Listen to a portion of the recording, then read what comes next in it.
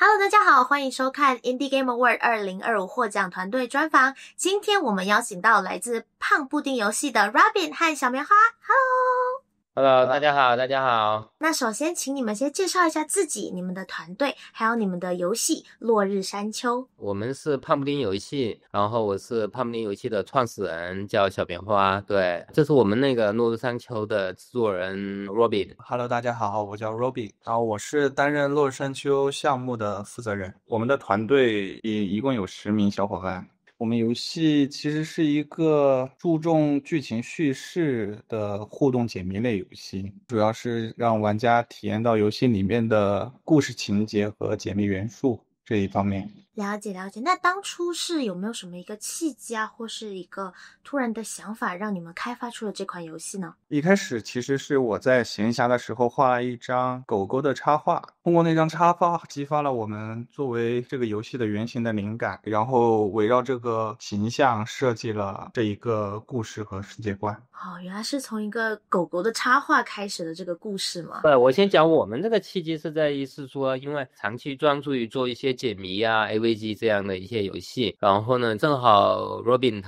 我们上一个游戏他来负责已经结束，是叫一怒，他做的是蛮好的。然后正好他做完之后呢，他有一天他就拿了他画的一些草图或者一些概念来找我，然后他说的他想做一个就这么一个狗狗的这么一个游戏，然后他跟我讲了一下整个游戏的一个背景故事，大概是一个人他战争之后回到了故乡的这么一个故事，然后他给我画一些草图，大概他的游戏的一些氛围啊什么的，然后我就觉得不错，因为他跟我描述了一下他特别想去做，因为从我们独立游戏的角度来说，我们还是觉得创作者他其实应该是有很强的一个动机去做这么一款游戏，同时他有很好的一个热情去，因为他很喜欢狗狗，他家有这么一条狗，所以说他跟我说这是我们最开始为什么要做这款游戏的原因。对，了解。那刚刚也有说到，就是这个故事是在说一个退伍的士兵回到故乡的一个故事嘛。那当初有想过，就是为什么会往这个方向去做这个故事背景以及这个故事线是怎么发想出来的呢？其实我个人是比较喜欢20世纪初的历史和文化背景的，所以我其实个人比较怀旧，而且当时画的那个插画的狗狗其实也是一个很绅士的绅士狗狗。是的。所以当时世界背景我们就参考了那个时间段，然后我也想通过这个游戏的故事，想表现一下反战和友情这两个主题，我们就融入了那个时代的理解和感想，然后去设计这款游戏。原来如此，我其实很好奇，所以就是我们的主角 Nico 就是 Robin 的狗狗吗？就是他的哥哥啊，真的吗？对，名字也是他的名字的哥哥。我们家狗狗 Nico 就叫 Nico。哎呦，好可爱哦，真的很可爱。所以当初是有，就是一开始就有想过，就是里面都是狗狗吗？就是没有想过要加入其他小动物啊，对，确实就是对狗狗的偏爱，明目张胆的偏爱。而且收集了很多网友、玩家还有同事、小伙伴们的自己养的小狗狗的形象，然后我们把它做进了游戏里。那我还想请问，就是除了在我们这个狗狗的人物设计之外，因为场景也非常非常的精美，那这一次也是因为非常精美的场景、精美的人物来获得我们 Indie Game Award 的最佳美术的奖项。那除了这个人物的设计之外呢，在设计场景的时候啊，有没有什么故事啊或者心得可以跟大家分享呢？在项目启动之前其实我自己的个人画风谈不上是这种类型的，我会为了游戏想要体现什么样的美术效果，我会专门去学。所以项目启动之前，我也进行了大量的美术研究和收集。然后有一次我就在书店里面去翻了大量的那种绘本插画，都是法国漫画家、法国插画家的那一类的插画类型。那些独特的美术风格就很吸引人，他讲的故事就在慢慢很自然的就流进了我的脑子里，我就觉得这样的一种体验故事的感觉是我想要的，所以我们也就往这样的设计方向去做。哇，好特别哦！还想请问，就是你们在制作《落日山丘》的过程当中，有没有遇到什么样子的瓶颈或者是困难呢？困难还是有很多的，因为我们的故事核心已经确定了，但是我们想怎样很好的用游戏这个载体把这个故事给讲得既舒服既很好，又能够让玩家不会在游玩的过程中只是在看动画片。我们希望玩家能够更深入的进入那个世界，既能体验又不能那么跳脱，想让玩家很舒服的去游玩我们的游戏。所以这一点上我觉得是一个很困难的事情。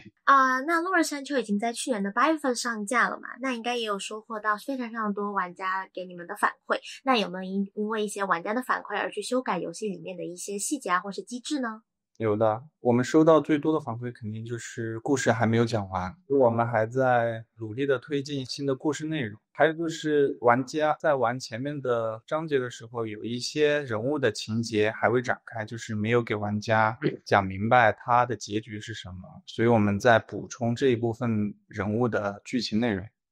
那感觉很令人期待诶。那想问问你们，就是获得 Indie Game Award 的最佳美术的这个奖项，有没有就是你认为对你们的游戏啊，以及你们的团队有没有带来什么样子的帮助呢？的确，我们美术设计方面确实花了很多的心思，还花了很多的功夫，所以能够获得奖，对于我们而言就是一种很大的肯定。这不仅证明了我们的努力也没有白费，也激励我们未来能够继续做得更好。感谢你们。那之后胖布丁游戏是会继续像是您刚刚说的，就是推出这个可能后续的章节或者是人物的这个分支这个细节之外呢，还会有什么新的作品吗？或者是新的 project 可以跟我们来分享一下呢？